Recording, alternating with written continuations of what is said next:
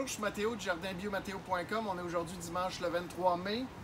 Puis je vais vous faire un peu le tour des différentes cultures. Puis je vais vous présenter des nouvelles techniques de rigiculture qu'on n'a pas faites dans le passé puis qu'on met en place cette année. Donc on est ici dans une de mes deux grandes serres. Puis je vous avais montré il y a quelques semaines là, la rigiculture de tomates ici qu'on fait grimper sur un treillis en métal. Puis que dans le fond, il y a très peu de temps qui est mis sur l'entretien des plants. Ça a donné des beaux résultats. Fait que dans le fond, la clôture, ça a pris même pas 1 heure à installer. Puis la plupart des tiges, on les fait passer dans les treillis, puis ça tient pas mal tout seul. On met une petite clip une fois de temps en temps. Puis ça fonctionne bien. Fait que ça, c'est une nouvelle chose qu'on a fait. Je vous avais aussi dit qu'on faisait des tests de culture, de variétés de brocolis puis de choux-fleurs. Les brocolis ici ont été extraordinaires, même s'ils sont arrivés trop tôt. Les choux-fleurs, c'est médiocre. Fait que là, on le saura que cette variété-là assied pas pour l'environnement ici. On a nos cantaloupes qui poussent bien de l'autre côté, qu'on a commencé à attacher, qu'on va faire grimper. Donc sur une tille, une corde.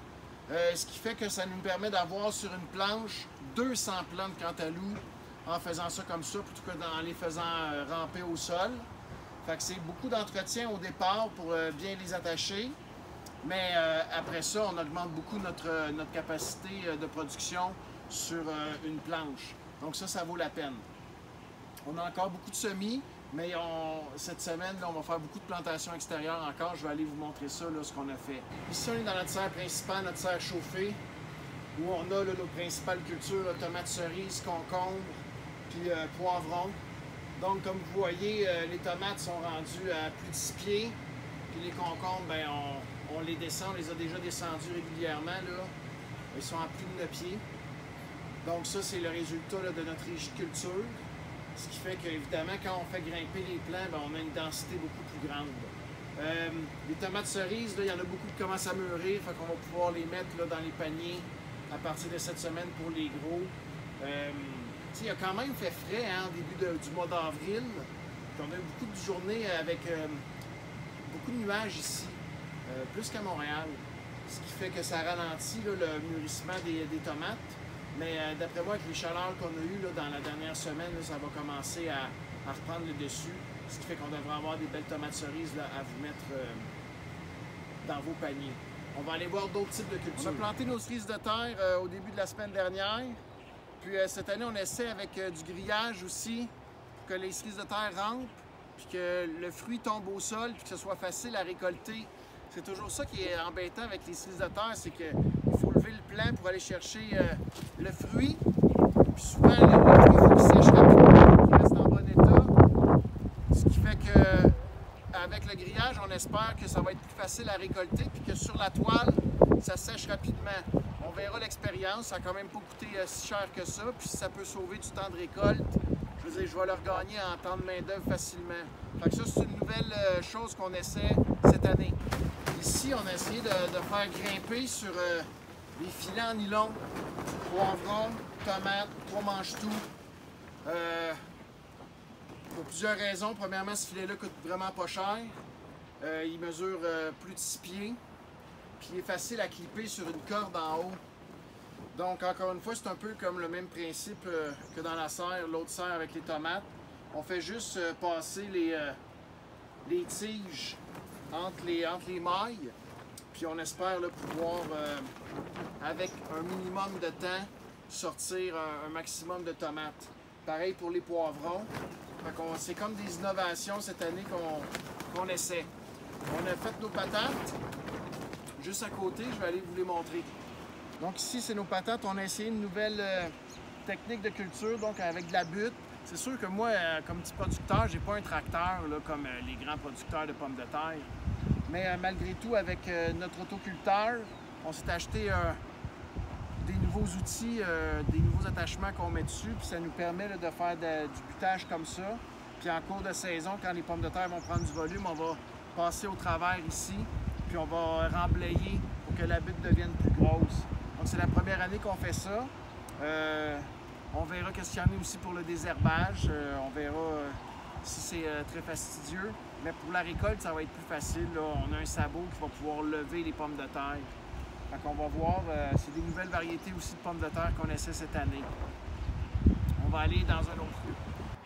Donc finalement, heureusement qu'on a des installations, parce que cette année, on a un printemps extraordinaire. Mais on a aussi un printemps extraordinaire pour les insectes ravageurs. Déjà, on a eu plusieurs infestations de pucerons, d'altises, de sauterelles. Puis en agriculture biologique, on a peu de moyens quand même pour lutter contre les insectes ravageurs. Fait que quand on a une installation fermée, ça nous permet d'introduire des insectes auxiliaires qui vont lutter contre les ravageurs. À l'extérieur, on met des filets, mais il y a déjà une planche ou deux qu'on va perdre à cause des insectes ravageurs qu'on n'a pas pu contrôler à temps ou en tout cas à cause d'infestations. Puis aussi, qu'est-ce qui est inquiétant, c'est qu'on est seulement à la fin mai, puis on a déjà des sécheresses importantes. Ils n'annoncent pas de pluie significative là, pour toute la semaine encore. Donc on se retrouve un peu comme dans la même situation que l'an passé. On avait eu 6 semaines ici, 6 semaines sans une goutte d'eau. Fait que ça, c'est exigeant au niveau de l'arrosage. Ce qui m'oblige, moi, à mettre une personne à temps plein juste sur l'arrosage. C'est des coûts qui s'ajoutent, évidemment, des coûts importants.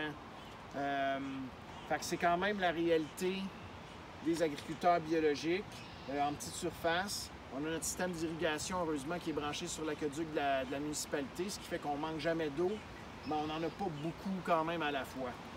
Fait qu'il faut être sensible à ça. Ici, on est dans la pergola que j'appelle, dans le fond, c'est une structure en bois qui est recouverte entièrement de filets. Notre ail est super beau, on est vraiment content. Puis on a des choux qui commencent à prendre forme, donc on va avoir là, dans quelques semaines. Ce qui fait que dans les 2-3 prochaines semaines, là, on va avoir une 20-25 variétés de légumes à offrir pour nos paniers. C'est sûr que le début de saison est toujours stressant, là. On va en avoir assez. Évidemment, avec les conditions qu'on a, on a déjà perdu une planche de radis parce qu'il a fait trop chaud. Puis c'est quand même des variétés de printemps et non pas d'été. Ce qui fait que là, on ne sait plus tout à fait sur quel pied danser. Mais malgré tout, on a des beaux légumes globalement à offrir. Je pense que les gens sont satisfaits. Fait que là, c'est d'être bon encore pendant 2-3 semaines, le temps que les légumes d'été fassent leur apparition. Entre autres les courgettes, les tomates, etc. Fait que, on est content de la saison à date. Puis on met tout en œuvre là, pour essayer de limiter les dégâts dus à l'environnement, au climat, etc. Mais voilà, si vous avez des questions, n'hésitez pas à communiquer avec moi. Il reste quelques places pour les paniers. Je dis quelques places, donc si ça vous intéresse, écrivez-moi picone.mateo@commercialgmail.com ou allez vous abonner sur mon site internet jardinbiomateo.com, l'onglet panier bio. Ou vous pouvez me téléphoner 450-758-5085. Merci, au revoir.